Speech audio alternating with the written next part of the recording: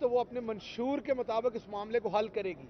जब वो मुश्किल या आसान फैसले लेगी तो पीछे वोटर सारा खड़ा होगा, अवाम की ताईद उन्हें हासिल होगी, वो तगड़े होंगे।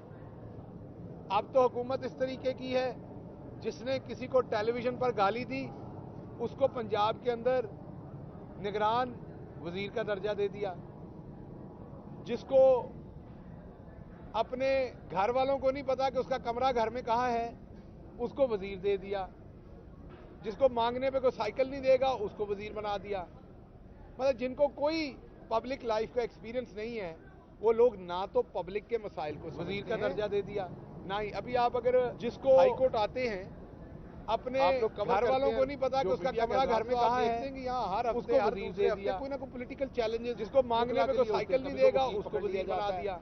कभी वकला के इलेक्शन आ जाते हैं, पब्लिक लाइफ का कोई इलेक्शन नहीं है, उसमें कोई दो लोग ना तो पब्लिक के मसाइल पॉलिटिकल एक्टिविटी चल रही है, इनकी अवेयरनेस है। अभी आप अगर जिसको हाईकोर्ट आते हैं इंसानों के साथ अपने घर वालों को नहीं पता कि उसका कमरा घर में कहाँ है, अपने और उसके वजीर के ऊपर कोई पॉलिटिकल चैलेंज को मांगने में कोई साइकिल नहीं देगा उसको वजीर। आप ऐसे लोगों को कभी वकला के इलेक्शन आ जाते हैं लाके बिठाने की लाइफ का कोई इलेक्शन नहीं है, उसमें कोई दो लोग ना तो पब्लिक के मसाइल पॉलिटिकल एक्टिविटी चल रही है, इनकी अवेयरनेस है। अभी आप अगर जिसको हाईकोर्ट आते हैं इंसानों के साथ अपने घर वालों को नहीं पता उसका कमरा घर में कहाँ है, हालात और उसके वजीर के ऊपर प्रेशर है कि दरमियाना को मांगने में कोई साइकिल नहीं देगा उसको वजीर। आप ऐसे लोगों को कभी वकला के इलेक्शन आ जाते हैं लाके बिठाने की लाइफ का इलेक्शन नहीं है, उसमें कोई दो लोग परेशान तरीके से पॉलिटिकल एक्टिविटी चल रही है, अवेयरनेस है। आप अगर जिसको हाईकोर्ट आते हैं अपने घर वालों को नहीं पता उसका कमरा घर में कहाँ है, हालात और उसके वजीर के ऊपर प्रेशर है कि दरमियाना को मांगने में कोई साइकिल नहीं देगा उसको वजीर। आप ऐसे लोग अगर वकला के पूरी जानकारी लाके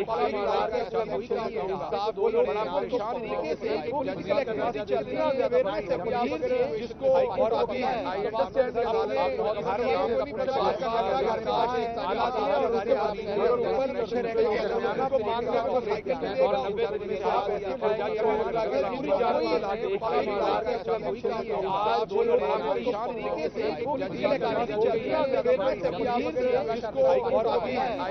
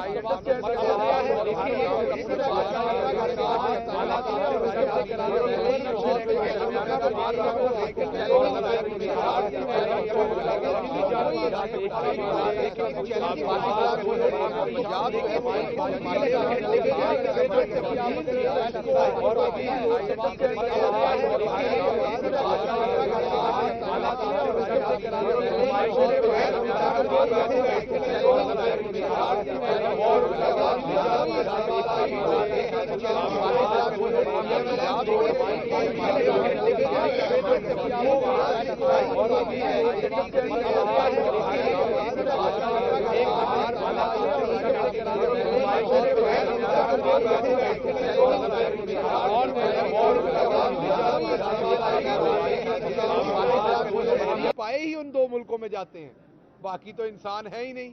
क्योंकि अगर बाकी जगहों पे ही हमारा कैमरामैन जो है इसको भी वो गले की तकलीफ हो सकती है, लेकिन क्योंकि उस तरह का इंसान नहीं है, ना वो ना मैं, तो हमारा इलाज करने के लिए यहाँ पर फिर अस्पतालों ने वो वाली सर्जरी रखी नहीं है। ये बाजी जी थोड़ी सर्जरी है ना, ये मकर दी सर्जरी है बुनियादी तौर पर। अल्लाह तो हमें जो सेहत देवे, और बुनियादी तौर पर अगर वाकई ये सर्जरी हुई है उसमें से भी अल्लाह आपको सेहत दे, लेकिन मकसद असल ये है आपका कि आप इंतखाबात से भागें। आपका दिल करता है कि किसी तरीके से आपको इंतखाबात में तारीख मिले आगे से आगे, और आप इसको एक्सटेंड करें, क्योंकि आपको पता है अगर आप इस तरह से इलेक्शन के अंदर चले गए तो एक टर्म होती थी जमानत जब्त होना, अब मेरा ख्याल जमानत जब्त नहीं होनी, जमानत के साथ कुछ और ही होना है। तो इसलिए आप हर सूरत इलेक्शन से भागना चाहती हैं।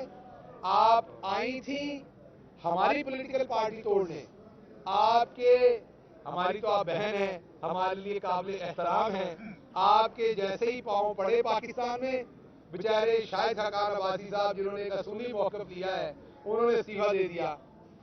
आप मिफ्ता इस्माइल साहब जो है वो इस्तीफा देने के दर पे हैं। हैदर साहब मैंने आपको बताया पीटीआई ज्वाइन कर चुके हैं। आपके बेशतर और एमपीए एमएनए जो हैं वो आना चाहते हैं पीटीआई में, लेकिन यहाँ पर भी मसला ये है कि हमारे तो पहले बहुत सारे लोग हैं जो आपस में टिकटों पे लड़ रहे हैं, तो हमारे पास जगह नहीं है उस जगह पे एडजस्ट करने की। तो बाजी आप पार्टी तोड़ने आई थी, लेकिन आपने आवाम से झूठ बोला है। आप बिल्कुल पॉलिटिकल पार्टी तोड़ने आई थी, लेकिन उस पॉलिटिकल पार्टी का नाम पीटीआई नहीं है जिसको आप तोड़ने आई थी, उसका नाम पीएमएल-एन है जिसको आप तोड़ने आई थी। और मैं आपको मुबारकबाद देता हूं कि हमेशा की तरह आपने बड़े शानदार तरीके से पॉलिटिकल पार्टी को तोड़ दिया है। जी मैंने कह दिया कि हमारे जो बहादुर आवाज। अच्छा, एक बात रह गई जो बहुत जरूरी है। आमिर सईद रान जो है वो इस बार के सेक्रेटरी रहे हैं जहां मैं खड़ा हूं हाई कोर्ट में। वो एक बड़े मुअज़्ज़ज़ वकील हैं, वो इस टाइम काबिल गिरफ्त हैं। मेरी सिर्फ इस्तदा अदालतों से यही है कि उनके मुताबिक, कानून के मुताबिक उन पर कार्रवाई हो और उनकी जल्द जो है बाजियाबी हो सके, ताकि वो भी अपनी फैमिली के साथ वक्त गुजार सके।